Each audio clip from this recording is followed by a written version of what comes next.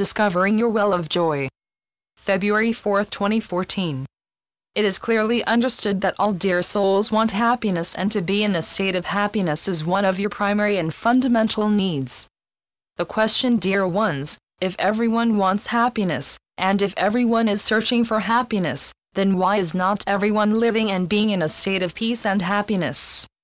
What we witness more often than not are so many dear souls making their life complicated by choosing ways that don't honor peaceful solutions. But the truth is, dear ones, the solution to bringing more happiness into your life is not by creating more complicated ways of living.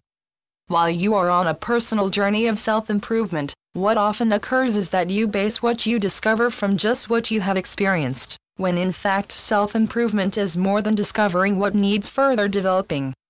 Self-improvement requires you to search, to learn, and to explore the many facets that make you, you.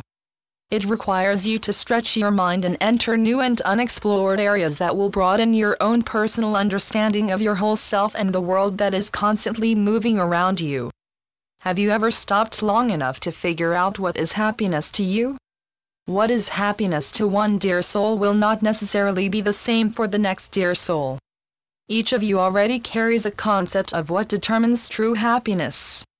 For many dear souls, happiness may feel having material possessions creates happiness, or maintaining good personal health. Whereas other dear souls may consider happiness to be an essential connection to the many relationships they are part of and of the quality within each one. What do you think determines happiness for you, and do you ever consider happiness to be an indescribable quality that is somehow managed by outside forces, such as your health, financial status, or relationships? Or possibly happiness is determined by your genetics and living conditions? For the dear souls that find happiness within materialism, these kinds of people can become accustomed to having certain possessions and to increasing their supply of new gadgets and electronic devices, which in turn creates less happiness. Just because someone has a lot of materialistic stuff doesn't make them happy, just means they have a lot of stuff. Part of happiness is being able to appreciate what you already have, without trying or wanting to update, upgrade, or by expanding your supply of things that after a short time their novelty wears off. Finding happiness within relationships can be obscure but not impossible. If you are able to maintain a close and meaningful relationship with another dear soul, one that is compassionate, respectful, loving, and kind, it is more than possible to be a real and long-lasting source of happiness. But as we observe so many relationships, we are seeing many connections do not last due to one issue or another, and the outcome is not a happy one. There are many dear souls among you, scientists and people that study the human mind on the mental and emotional aspect, who have determined that happiness can be genetic. We are positive that you have been able to recognize certain character traits within siblings and other family relations, and what has been realized is some character traits are able to be passed down through your genes and can become a predisposition for happiness. Those with a surplus of happiness are not easily drawn to negative things that are happening around them. What they are able to do instead is focus on the sunnier side of life and display this happier side wherever they go, and the result for such dear souls is that they are more sociable, and their mental and emotional health is much more stable and balanced. By no means are we suggesting happiness is genetic, we are only indicating there are several factors to consider when determining what makes you happy and how to manifest more happiness into your life. Another important aspect that helps to expand the amount of happiness into your life is through the practice of gratitude. With the practice of gratitude, dear ones, it creates possible positive outcomes that have great effects to your overall health and well-being. We encourage the practice of gratitude and for it to be exercised as often as possible. There are so many dear souls, some you already know, that are already practicing gratitude daily, and you may have noticed how much more positive and optimistic they are. Being grateful will help with personal goals and to attain what your heart and soul efforts have been working on to achieve. Gratitude teaches you to appreciate the steps you have already completed towards the outcome you have envisioned and inspires you to continue with your efforts until all is done. Expressing more gratitude each day will help increase higher levels of alertness, determination, eagerness and vital energy when compared to those that are drawn to the lower negative energy that life can emit as a negative temptation to steer away from what feels good from the level of the heart. When you are able to help another dear soul through emotional support, or to offer non-biased advice, it will provide you with the comforting feeling that you will be grateful for, and this good feeling will inspire you to be kind and compassionate more often towards others. You will become more focused on helping others and on the happy feeling that results than on the negative influxes of energy that are also moving in conjunction with everything else.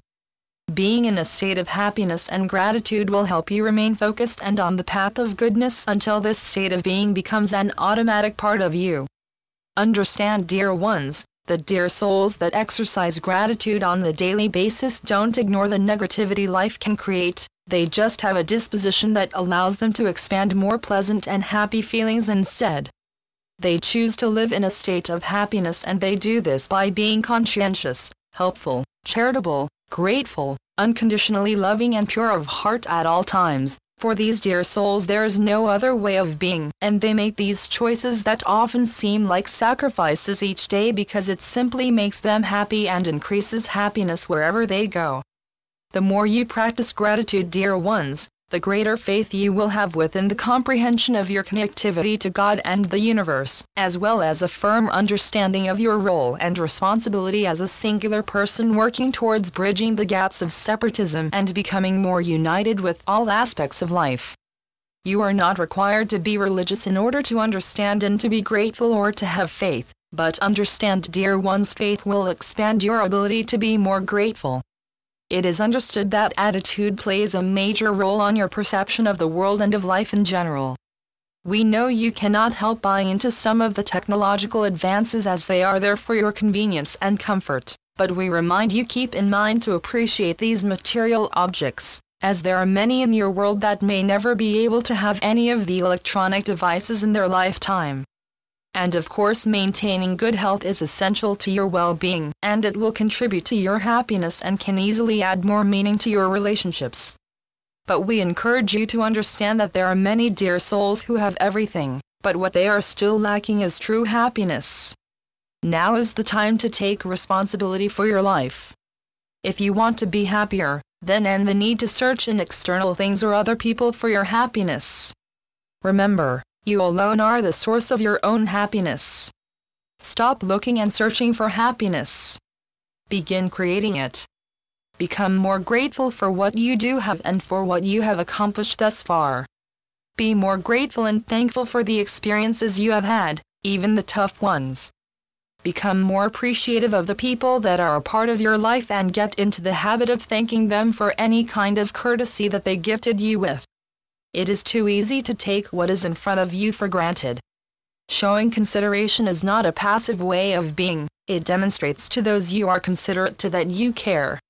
We know it is hard at times to be nice to strangers, but in truth strangers are just people you have not yet become acquainted with. Treat all people with the same respect, love and kindness. Let them know through your actions and words that you find them worthwhile. While being courteous to other dear souls, you will discover a well of joy open up and fill your heart with an overflow of happiness. It feels good to do good for someone else. One small act of kindness can mean the world to someone else who is having a bad day or going through a hard time. On the days you are feeling less than joyful, make a conscious choice to still greet people with kindness and consideration. Just by changing your own thoughts while connecting and communicating with others, your feelings also change. What began as a dismal day can easily turn into a sun-shining kind of day very quickly just by the changing of your thoughts and feelings. It is your choice within each moment of each day to be happy, and of course we encourage you to choose happiness over the vice-grip tightness found in unhappiness. This high, light and love-fused energy will be felt by all that is close to you regardless if they are known, family, friends or strangers. If you know of someone who needs a little help, possibly encouragement, support or just someone to listen to, don't wait until they ask. Take the initiative by asking, "How can I help?" and follow through. There are many ways, dear ones, that can help to expand your own personal happiness, that will create a gentle flow of peace and calm that will permeate every corner of your life and bring happiness to others as a result. We want you to be happy, you deserve to be happy, and it is your choice to find your happiness and bring it out for the whole world to see through your actions that are filled with God's grace, love and light. And so it is. I am Ascended Master, El Morya, through Julie Miller. spiritualnetworks.com